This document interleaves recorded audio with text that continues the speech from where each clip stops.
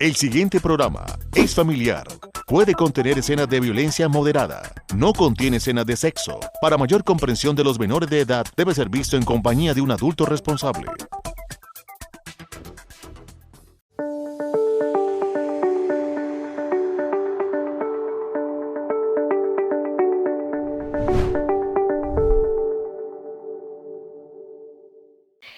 La preocupación excesiva sobre algún tema, una situación que nos preocupe, es algo bastante desgastante en nuestra salud psicológica. No es sino que nosotros evoquemos un recuerdo o tan solo nos llegue solito a nuestro pensamiento, empezamos a generar una serie de ideas, de consecuencias, a veces catastróficas, a veces tratamos de hacerlas alentadoras, pero el pensamiento que desgasta se puede convertir en una obsesión y por supuesto que esto nos trae problemas psicológicos muy importantes. A veces escuchamos de las personas que dicen, pues no se preocupe, quédese tranquilo, no piense en eso, no es tan fácil.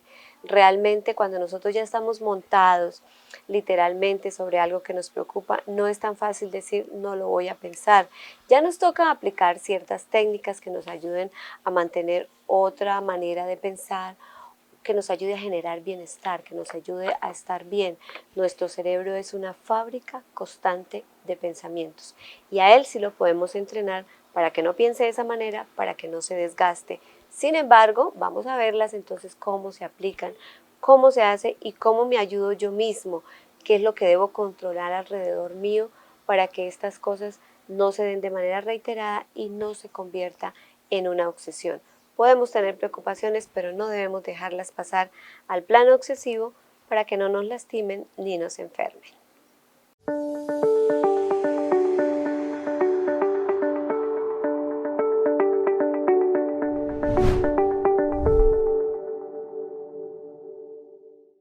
Vivimos en una sociedad que nos hace pensar de manera agotadora constantemente y eso es lo que nos genera en nuestros estados de ánimo y aún en nuestra parte física. Nos agotamos pensando sobre una situación.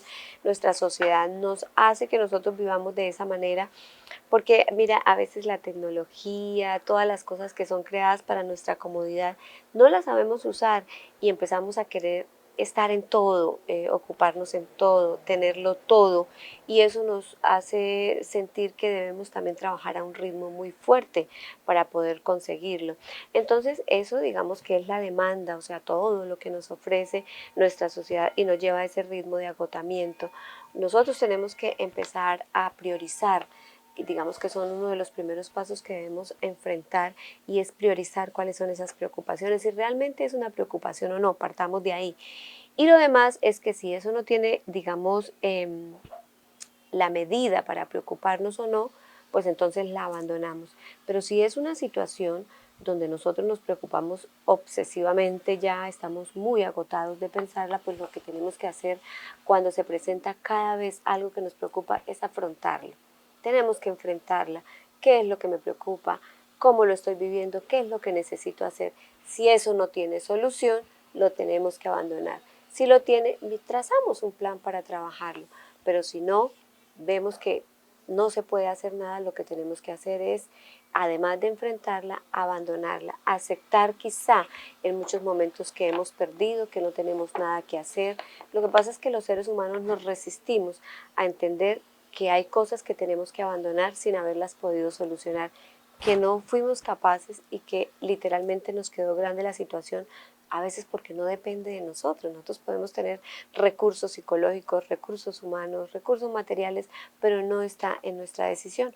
Por eso nos toca aceptarlo tal y como viene, sobre todo las cosas que tienen que ver sobre las decisiones de los otros, de las personas, de su vida. No podemos hacerlo, inclusive muchas veces sobre nosotros, como la salud y otras cosas. Por eso hay que estar siempre centrados y realistas sobre las cosas que nos ocurren. Miremos entonces cuáles serían otras maneras y cómo vamos a empezar a abordar esto para que no nos lleve, por supuesto, a unos sesgos cognitivos, es decir, a pensar de una manera equivocada que nos haga generar momentos de obsesión.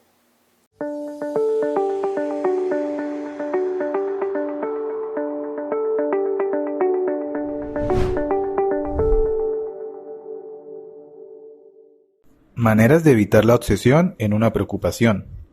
Comprende cómo funciona el mecanismo de la preocupación. Ella eleva nuestra activación para que podamos actuar ante las amenazas que nos rodean y trazar soluciones. Sin embargo, las personas, en lugar de actuar o aceptar una realidad concreta, magnificamos aún más las amenazas estresantes. Lo hacemos mediante la ruina, un tipo de preocupación persistente y repetitiva que, en lugar de buscar respuestas a los problemas, se hacen más preguntas. La rumiación eleva las emociones de valencia negativa y el malestar. De ese modo, vamos cayendo cada vez más en los laberintos de la ansiedad. Alimentar la rumiación nos mantendrá más estancados y sin posibilidades de resolver el problema.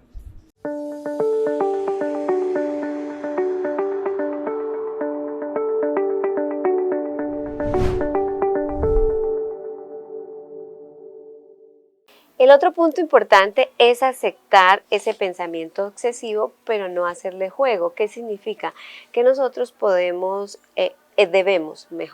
debemos permitir que esos pensamientos que nos generan tanta preocupación lleguen a nosotros, los podamos sentir, podamos pensar, desmenuzarlos, qué más es lo que nos trae, qué tipo de sentimientos, qué otros pensamientos le acompañan para poderlos aceptar y dejar que se vayan y empezar a reestructurarnos con cosas positivas.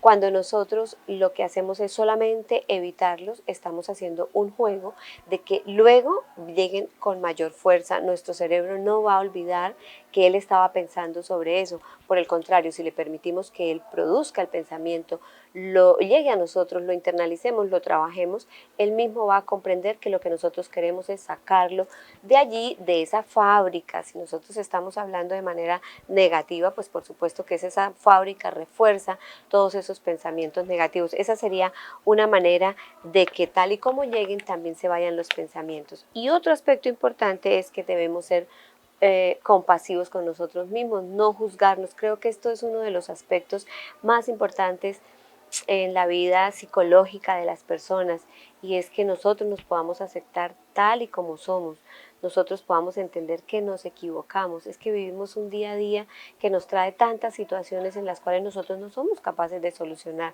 nos equivocamos.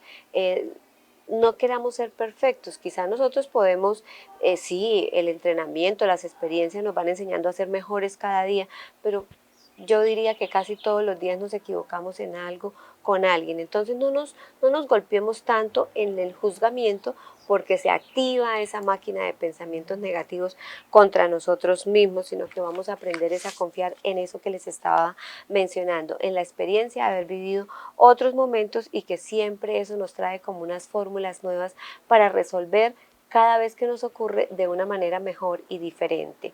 Revisemos entonces qué pasa, que es otra alternativa, si nosotros la adoptamos y expresamos lo que sentimos.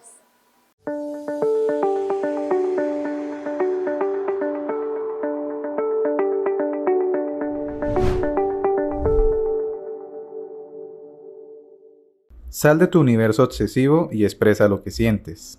Sal de tu mente y sumérgete en tu vida. Hay puentes que conectan un escenario y otro que pueden ser realmente funcionales.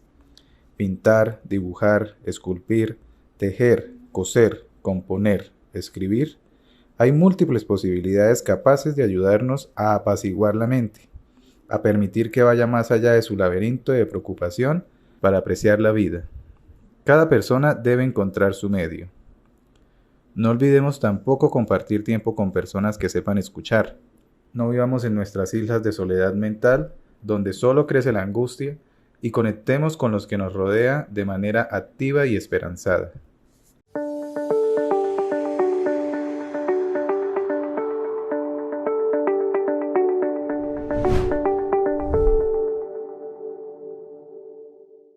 Lo más importante, y ya para cerrar en estas prácticas que tenemos que hacer, es que debemos hacer unos cambios en nuestra rutina que nos ayuden como a alejar de ese pensamiento obsesivo. Entonces revisemos qué es lo que nosotros hacemos diariamente, con quién compartimos, de pronto hemos olvidado hacer las actividades que más nos gustan. Hay muchas actividades ocupacionales que nos producen bienestar, que nos hacen sentir muy bien. Ocupémonos si nos gusta cantar, bailar, pintar, esas cosas no se pueden descuidar. Nosotros tenemos una profesión y un trabajo, pero también tenemos unos hobbies y unos gustos que nos hacen sentir muy felices. Esos motivos pequeños son los que nos ayudan a alentar diariamente, y después de haber trabajado esas pautas y esas técnicas que enseñamos anteriormente, esto nos viene como anillo al dedo.